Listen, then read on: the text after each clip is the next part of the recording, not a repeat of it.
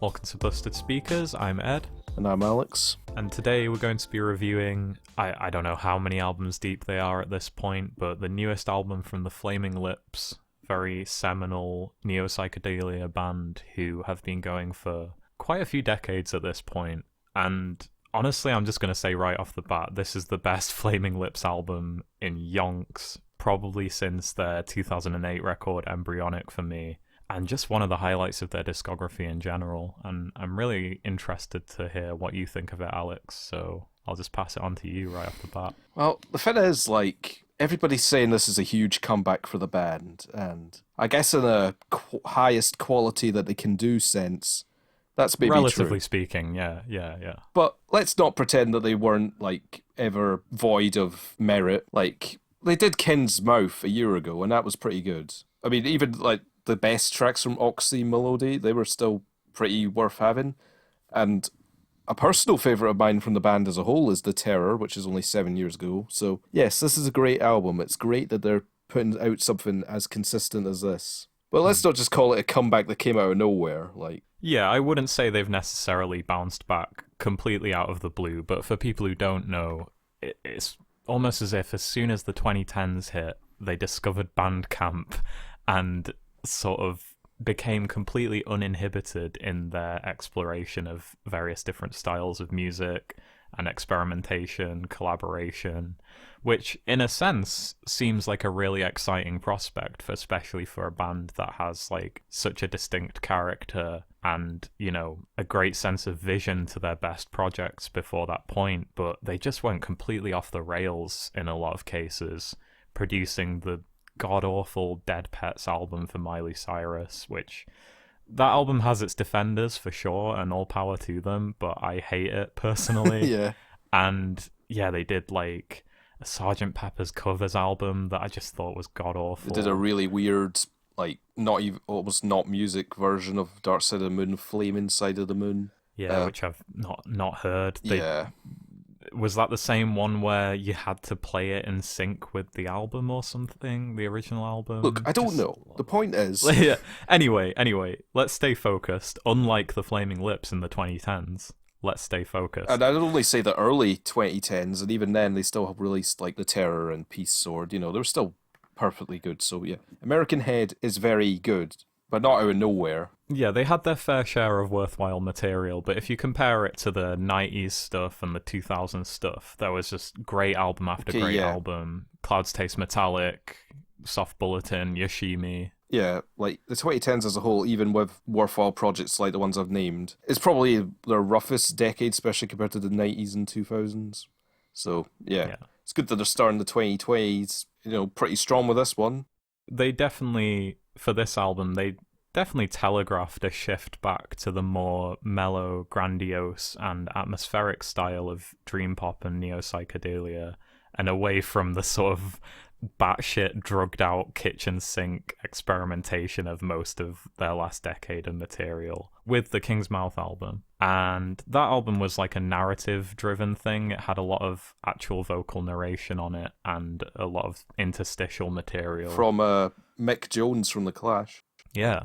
But I just think what they're doing here on American Head is definitely carrying over some of the qualities of that album that didn't fully land for me, and just making them work so much better in the context of an album that's so much more focused and just has great songs on it. And didn't they just tour... Well, I say just tour, last year in 2019, didn't they just tour the Soft Bulletin for its 20th anniversary? So it's they found out the core of what makes them able to make great songs, truly great songs, on American Head again. It's like they reinvigorated themselves again, somewhat. Well, that's the thing. A lot of people have been calling this album nostalgia bait, which I can see where that criticism comes from, but, to an extent. And yes, sonically, it is closer to the Soft Bulletin, which is one of their best albums from back in the 90s. Yeah. It's closer to that album than pretty much anything else they've made. I think that's fair to say.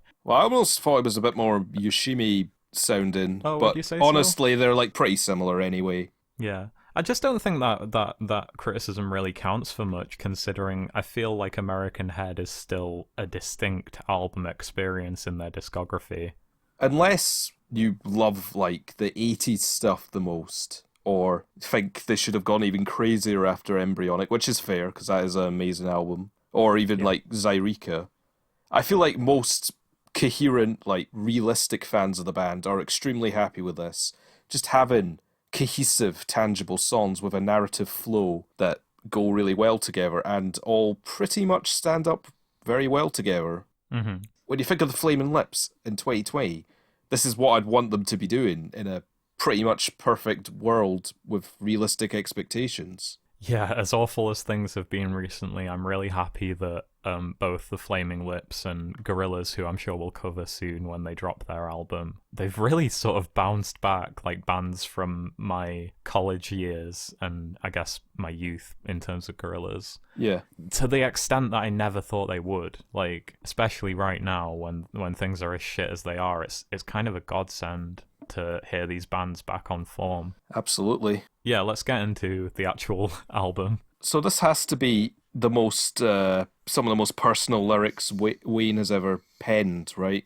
I'd say so, yeah. Yeah, because like most of these songs seem to recount kind of formative days, a much younger age, I guess late 70s, early 80s, practicing or just experimenting with drugs. Like, even though that is like quite a strong lyrical side to this album, I don't feel like a specifically druggy album, if you know what I mean. Hmm.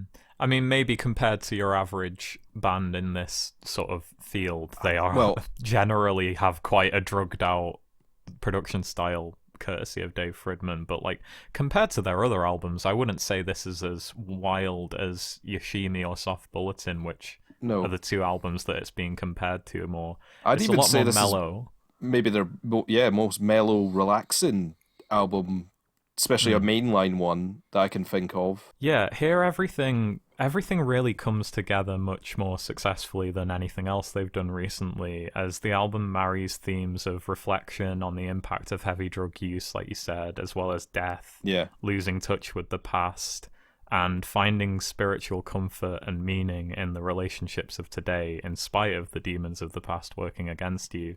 And I think when only the singles were out for this album, I got more of an impression that Wayne was getting a bit lazy with the drug references. yeah, And if you look at the track list of this album, it does, on the surface level, seem a little bit juvenile. But it actually, yeah, it ended up being a bit more mature than I yeah. expected. Because I remember seeing the track list titles and having a good laugh at like, oh god, look how drug heavy this all is. Like, song title at the movie and Quaaludes can't be good. Like, that's just what I thought. Initial reactions, which is why initial reactions should almost never be taken as gospel because Yeah, you can almost never absolutely. count on them. So I can say, just personally, I've never taken any drugs in my life.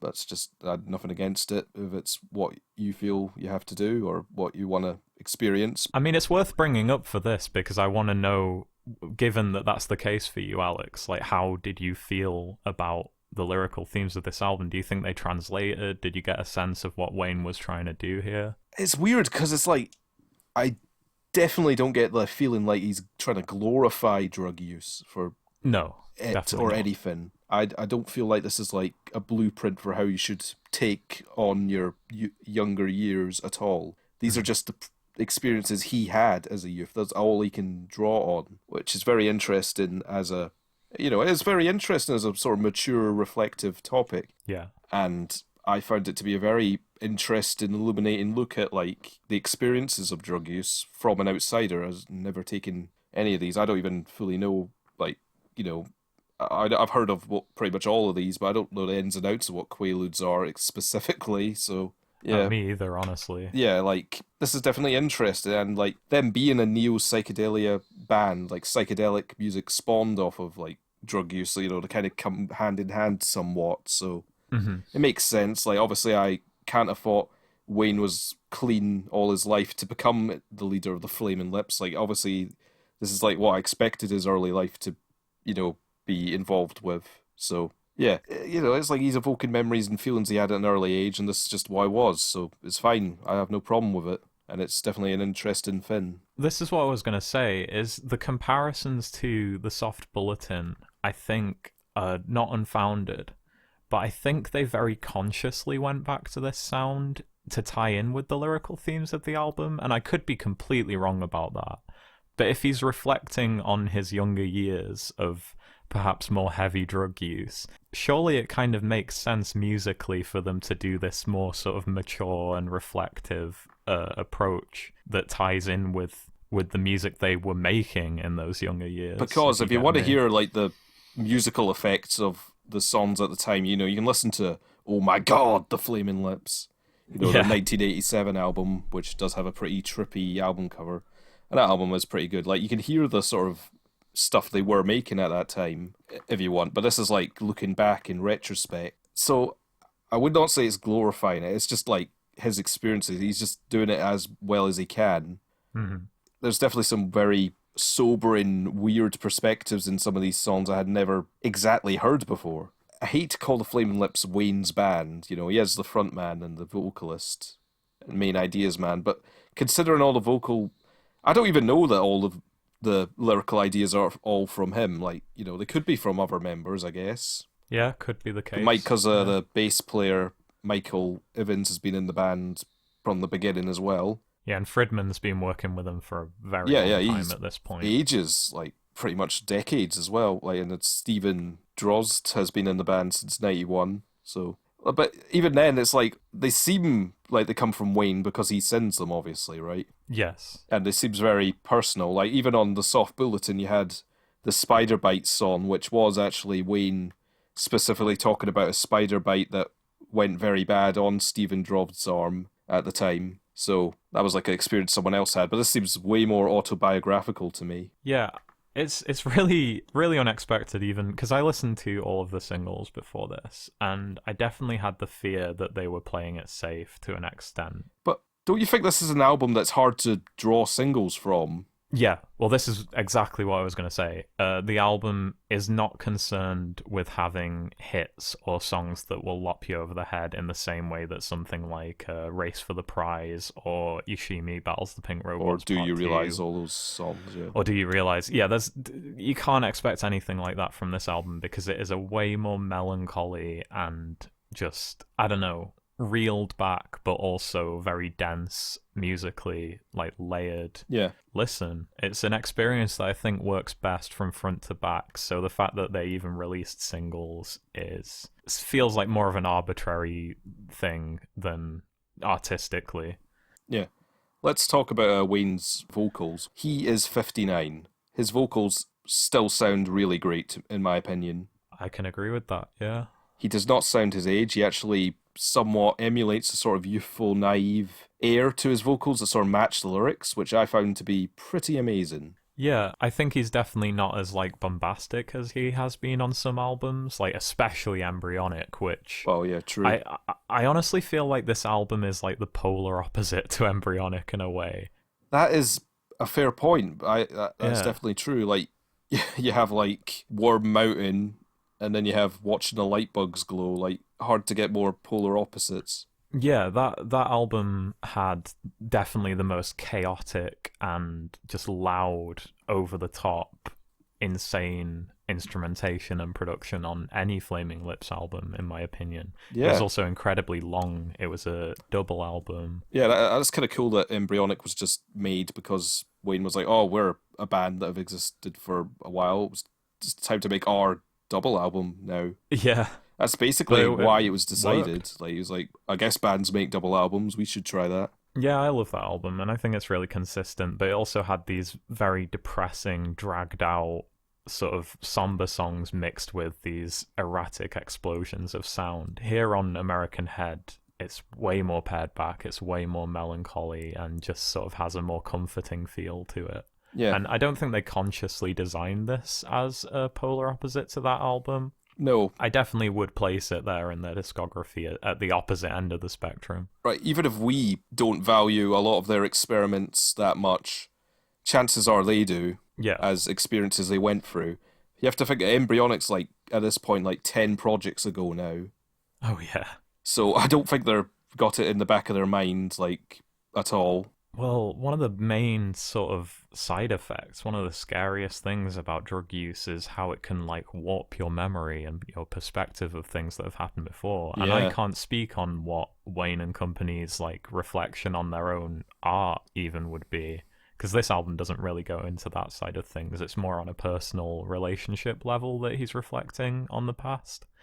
But I don't know, man. It feels like there's a lot of parallels you can draw. You could almost say the last 10 years are just this completely bonkers, whacked out drug trip for the band that they're now just coming down from with albums like King's Mouth and this one. Yeah, and this does feel like the resolution, like the come down. Yeah. You could say what you want about it. You could say like Embryonic was like the the thing that ignited it. Like they had to go a bit crazy after making that. Yeah. Despite how some of these songs sound kind of sad and they definitely do not glorify drug use, they overall come out quite optimistic and positive sounding. Especially with the closer, My Religion Is You, which like I said, it seems to be this sort of spiritual moment of acceptance. Was that a single? It was a single, and it's a terrible choice for a single. Like, just awful. In isolation, the lyrical content of that song sounds incredibly lazy. It does. But in the context of the album, as like a wrapping up moment, it's wonderful. It is, because alone it's a very awkward, simple, but mostly awkward love song. Yeah. Very gimmicky, My Religion Is You. That being the last track is crucial, because they've built up a lot of goodwill by this point, and it's a great resolution, like, from all the conclusions and experiences of the album. Like, people are what make experiences, really, so... Yeah, that is a very good closing track. And, once you've heard it in context, you can appreciate it on those terms in isolation more. Yeah, because I definitely didn't care for it that much, like, as a single. Normally we'll dig into, like, individual tracks, but I feel like with this album, there's such a consistent sound across the board with a number of welcome musical incursions that add a lot to the overall experience. Like, there's the awesome breakdown on Assassins of Youth, or the Americana-inspired moments on You and Me Selling Weed. Yeah.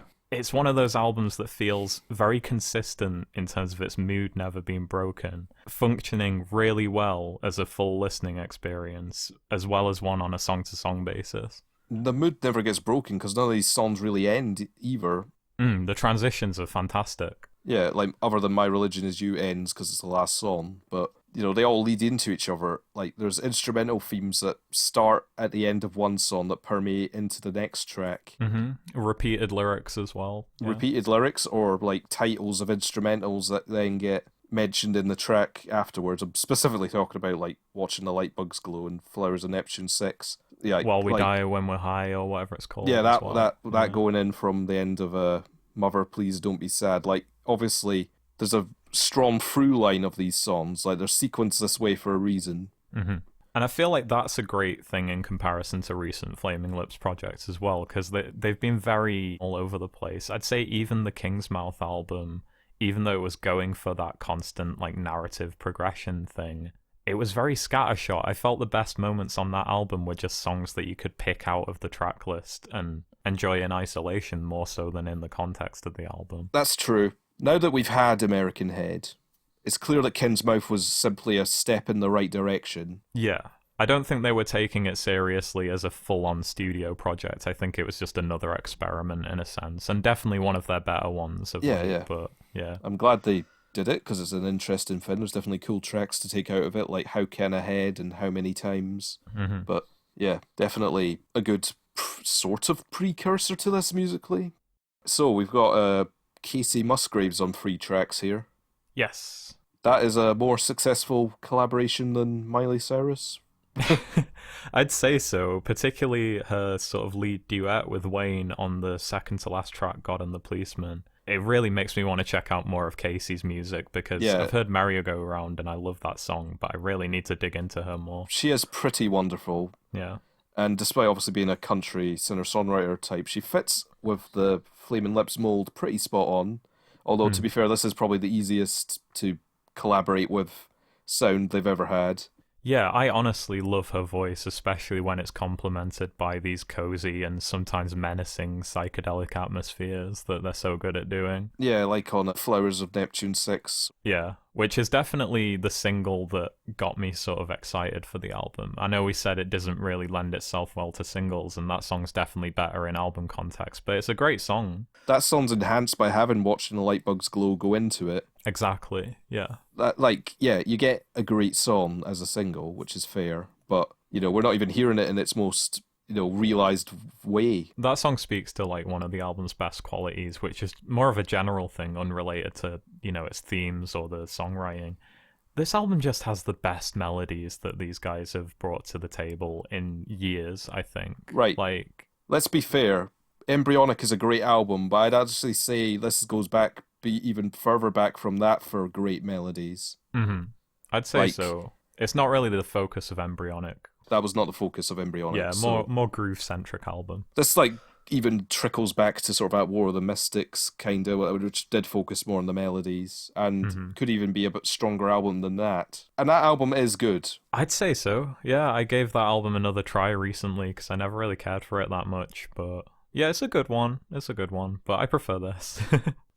Like I said, it's really difficult to sort of pick out individual tracks here. There's definitely some songs I thought were weaker than others. I thought the mixing on the song Brother Eye didn't lend itself to the atmosphere they were going for. The sort of blippy bloopy noise is panned in a really kind of weird way. That's a cool tune, right? Yeah, I like the song, but I don't know.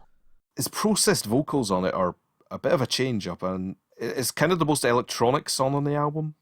But yeah, you've got the recurring Can You Live Forever parts are pretty cool. Like, even this is minor problems for me. Well, that's the thing with the coherence of this album. Like, the sheer consistency compared to what they've been doing recently is insane. Because that's probably the only track on here that I'd say falls a little short.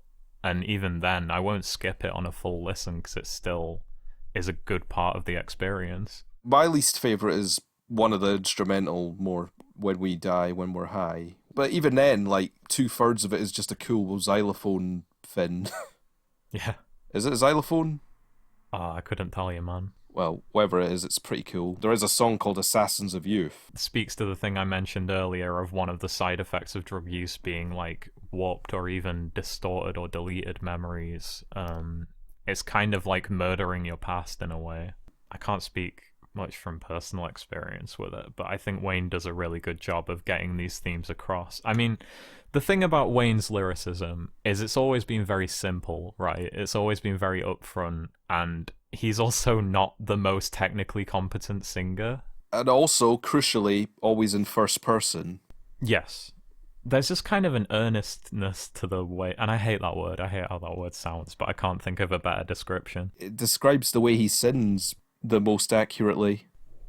Yeah, you can really get a sense of how genuine he is with these. He doesn't sound like I'm such a druggie that sort of people kind of project onto this band a lot, which, yeah, I don't know, I feel is a little ignorant. I've seen a lot of people say it about this album in particular, because like I said, there's this predisposition from looking at the track list and maybe hearing some songs out of context that it is just kind of a dumb album about drugs, but I don't know, they really go in on it, on the themes of death and such, and memory loss.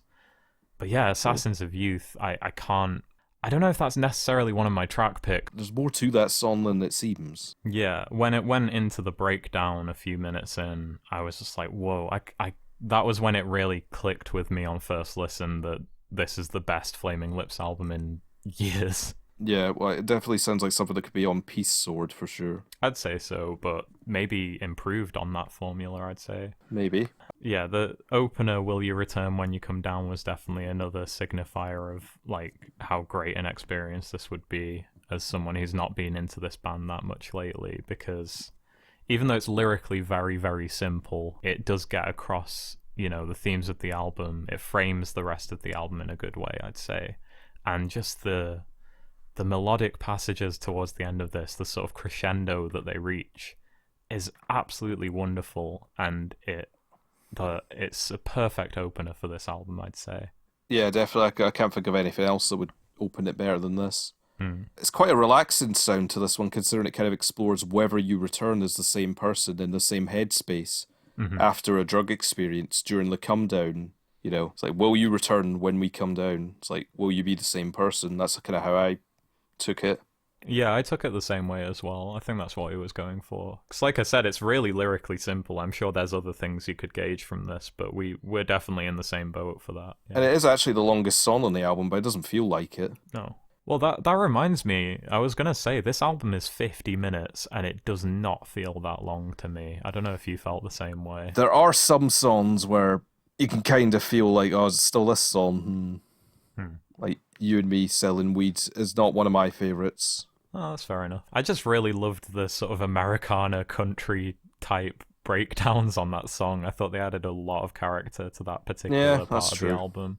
That's Maybe fair. lyrically it's one of the weaker songs on the album because it's kind of this sort of picture of innocence that he's painting of selling drugs at some point in his life. I don't know if this was actually the case or if he's just kind of indulging in That's the thing. You can story. But you could say he's like taking liberties, but we'll never know for sure whether this is like properly autobiographical. Obviously, it is to some point, but yeah, definitely. and maybe we don't need to know. That's fine. Still gets across the narrative really well. Yep. It's funny that this is a less outwardly narratively driven album than King's Mouth, and yet I think the narrative functions a lot better than that album. The narrative kind of takes over Kin's Mouth. Like, that is the narrative. That's obviously why they have narration. Yeah, it puts it before musicality in a way. Then they just so happen to have some really cool, sick tunes in the middle. Like, and obviously we're not slamming Kin's Mouth. That was great at the time for me. Like, I was like, yeah, this is pretty cool. Like, they're in the right track. This is I was fine. thankful for it. I'd say they were on the right track, but I didn't massively care for that album outside of a few songs. No, for me, I was like, yes, this is good. That's fair enough. I think Like, you've had more experience with this band than I have as well. Like, I think you've been a diehard fan for a much longer time than me. they're definitely a favorite of mine. Do you have any favorite tracks on here, Alex? Okay, so I'd say my three favorites would be Will You Return When We Come Down, for much of the reasons we said already. Dinosaurs on the Mountain. I love that song. It's really good. A lot of these songs start with like just Wayne and an acoustic guitar, right? Or piano. It always gets built upon as it goes along. This is just a very naive lyrical fantasy about dinosaurs living happily on the mountains. And I just love how zonked out and warped out his vocals get during the choruses too. It's like the sort of warped state of mind he would be in thinking these thoughts. Like, these are the sort of happy thoughts you'd think under the influence, I guess. And it's just a plainly good song. It's kind of innocent song, I guess. It's just kind of, I just liked it. I don't know. Yeah. And I'd also say Mother, Please Don't Be Sad. Yeah. And I believe that's one of your track picks too, right? Yeah, I think I already said to you that's definitely my favorite song on the album, but I'll let you go into it before I comment on it. It's obviously the piano chords are pretty indicative of sort of classic sad piano ballad type tune. Now, it doesn't matter if he says "Don't be sad" in the title as an instruction. It doesn't matter. This is still an incredibly sad song. There's no way you can have a dialogue of a son thinking he's about to die, telling his mother, even just in his head, not to be sad at his death. Like, I don't know, but in a way, the music still sounds kind of joyous and like okay. It's like sort of weird, twisted, positive message. It's like the euphoria of being on drugs whilst dying isn't scary or anything to be sad about. It's like a very weird perspective I've never thought of before. And there's very clear lyrics like, I'm the only one who's dying tonight, there's still a lot to live for, other things will help you through. Like, I've never thought anyone could have this perspective about it, like, but, you know, I guess you could. So that was a very thought-provoking song to me. And ranks as the saddest Flaming Lips song, along with Mr. Ambulance Driver from At War of the Mystics, which is a really sad song. It's kind of awkward, kind of gimmicky a little bit, but definitely a sad song for sure as well. Yeah. And this even mentions like the ambulance drivers tried their hardest to save me, so, you know, it kind of even harkens back to that. There's definitely songs in their discography that have a more depressive mood, but like you say, this is a surprisingly kind of bittersweet song in terms of how it sounds. Yeah, bittersweet's a good word for it. But yeah, lyrically, it really delves into some of the darkest depths on the album for sure, relative to everything else. And I love this song. I think it's like quite a typical piano ballad-esque thing, like you mentioned. But I don't know, the production of the album is just so good that it elevates that to another level.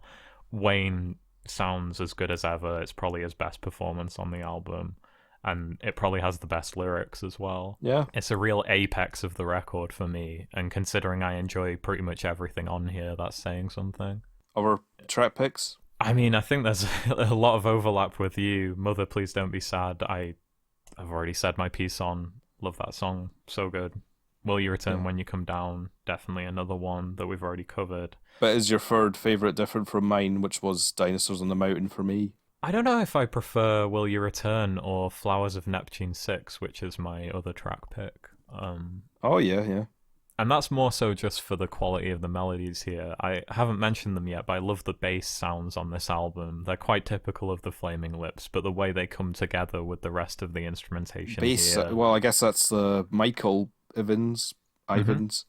Honestly, is he like secretly one of the most underappreciated guys in all of music? Because he's been the bass player and keyboardist of the Lips throughout As Long as Wayne, but I guess so. You know, he almost never gets mentioned by anyone. Yeah, I mean, I've been getting into practicing bass a lot more recently, and it's helped me appreciate bass players a lot more, because they're always quite a subtle part of music, of songs. But if you take bass parts out of songs, a lot of it falls apart. Like, they are as crucial as anything else. Yeah, they can be complementary in a sense. They can work hand in hand with the drum section. But they can also be integral. It's not necessarily just him, it's also Dave Fridman, and this album does have Fridman's defining production style, that being one characterized by heavily, heavily compressed instrumentation across the board. And that particular flavour of distortion that's just instantly recognisable as a Fridman staple, which I think is what you hear in the bass. He's worked so long with the Flaming Lips that his style is the Flaming Lips style. Pretty much, yeah. I mean, you could argue that MGMT debut has a lot of Flaming Lips influence on it just because of Fridman's involvement. Yeah, Fridman. I don't know much about him other than as a producer of Flaming Lips, really. I know he's to do with Mercury Rev as well. Yeah, I don't know much about them, but I think you definitely, you know his production style when you hear it, not even necessarily just on a Flaming Lips album, but on a Flaming Lips album, you know when you're hearing his input. True, like he did produce like Oracular Spectacular, and that did well on that. Yeah. And Little Dark Age, so yeah, you can definitely tell his style. Although, there's something he produced we're not too happy with. Oh, what's that? Gold and Grey by Baroness. Oh, let's not get into that. No. God. Well, they can't all be zingers, you know. That's true. But that is like Rick Rubin level of messing up. Yeah, another producer who loves his heavy compression. Yeah, I think this album is very strange. I wouldn't have expected this, because I think even though it does definitely have Fridman's production style of heavy, heavy, heavy compression, they managed to make his production quirks fit into what is ultimately their most mellow and calming album ever. And I don't know how they did that, because, like, if you look at the waveforms for this album, it's mastered very loudly for a lot of it. Yeah. And everything has that brand of compression on it. There's not much on here that sounds particularly clean. But I think it's more the pace of the songs that helps the mellow mood. Like, nothing here is of a particularly high tempo. It all has a fairly slow pace. Mm-hmm. So I guess that's why it works really well hand in hand with the compression. Don't get me wrong, there's moments of more energy, like that breakdown on Assassins of Youth. But yeah, I think it's best exemplified by Flowers of Neptune 6, which is my third and final track pick. There's so much layered instrumentation here, so many nice little different sections and bridges and a nice chorus, and I love how the bass sounds on this. I love the guitars. It all just creates a really pleasant atmosphere that's exactly what I need right now, honestly. And what score would you give it? Because that did sound like pretty much like a summary there. Pretty much. I mean, I don't know what else I can say about it, really. It's one of their best albums, generally speaking. I don't quite love it. I don't adore it like I do something like Soft Bulletin or Yoshimi or Clouds Taste Metallic or Embryonic. Oh yeah, that is another really good one they did. Like, everyone like seems to forget that earlier stuff, but like that album and Transmissions from the Satellite Heart, are pretty great as well. They've had worthwhile stuff for many, many years. It's almost like you can forgive them more for the last 10 years of dilly-dallying about because they've had such a strong discography beforehand. And it's not like they didn't drop crap before. See, I can't ever just say the last 10 years because I do value The Terror quite highly.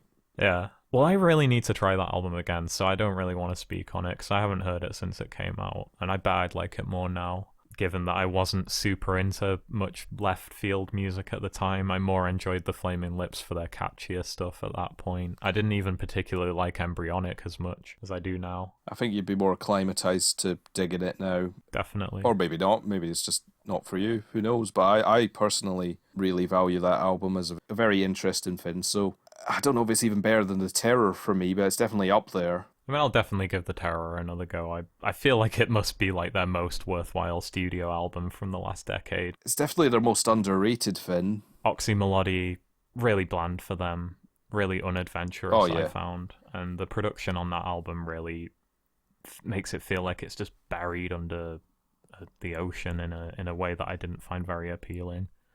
Very scattershot songwriting as well. This album is way better, just to summarize. Back to basics about what makes this band great again. Yeah. And yes, while they bring back sounds from their most celebrated releases, they still manage to make something new here and something that has a unique place in the discography of the band, which for a band that's been going this many decades, for them to self-reference in this way, especially because it maybe ties in with the lyrical themes in a clever way, with the sort of sense of self-reflection, I see no problem with it. I get why some people think this is kind of like nostalgia bait, or that's just what they hear it as. I know it definitely wasn't the intention. And yeah, like you said, they toured Soft Bulletin before recording this, so you definitely hear that album's influence here. But it's not a bad thing. It really isn't. But yeah, there's just a lot to like about this. I've been listening to it a lot recently just to relax to. And I really hope they continue down this path. Maybe not keep making albums like this, but just stay focused and make more projects that have just this level of care put into them instead of sort of pissing about, which is what I feel like they've been doing for quite a while at this point. I hope this breaks that trend, even though they have had some worthwhile material over the dark years, I guess you could call them. Yeah, you can call them dark years. But yeah, this album, so good. One of the best things that's come out of 2020. It's not one of my favourite albums of the year. I would have got overall. a wow. I didn't think you'd go that far, but yeah, wow. More on a personal level. I don't think it's one of the best albums of the year, but for the Flaming Lips to bounce back like this, even though it was definitely telegraphed on their last album, it just makes me really happy. And I always like getting an album that's really nice to relax to, as opposed to something I have to really focus on to get the most out of. So yeah, I'm going to give this a 7. I think there's a general level of song quality that is maintained throughout. Even the sort of interlude tracks that don't have any vocals on, they keep up that level of quality surprisingly and serve as compelling connective tissue between the Wayne-driven vocal tracks really nicely. And then you've got lots of little nice musical incursions, and you know, Casey Musgraves does backing vocals on a few tracks as well as singing lead on the God and the Policeman song. I just think this album is really nice. Yeah. So I'm really happy with it, and I hope they continue to put out great material in the future. But we'll see. You never really know with this band. Guys, it's the Flaming Lips. They made some of the best songs ever. On the Soft Bulletin, Yushimi, Battles the Pink Robots, Embryonic, Clouds Taste Metallic, and they're fucking back! Yes. Yeah. That's kind of how I was. That's my thought process the first time I listened to this. Yeah. Genuine joy that is hard to measure these days, generated from this. It really is hard to put into words, like one of your favourite bands pretty much ever just delivering something of this quality again. After so long.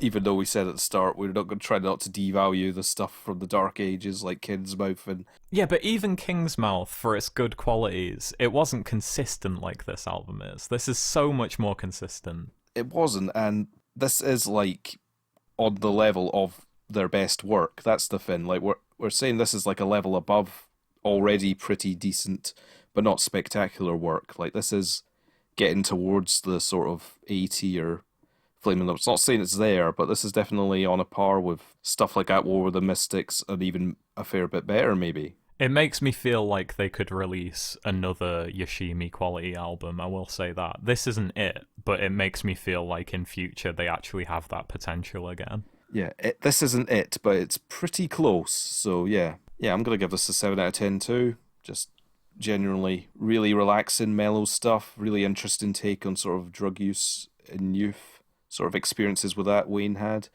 Great musicianship. Everyone pretty much does really well here. Great production from Fridman. Very happy with this. It's weird. Is there a sort of advanced stage where I'm happy with anything they'd make? But it's kind of hard to imagine specifically where they can go from here because they've kind of done everything by now anyway.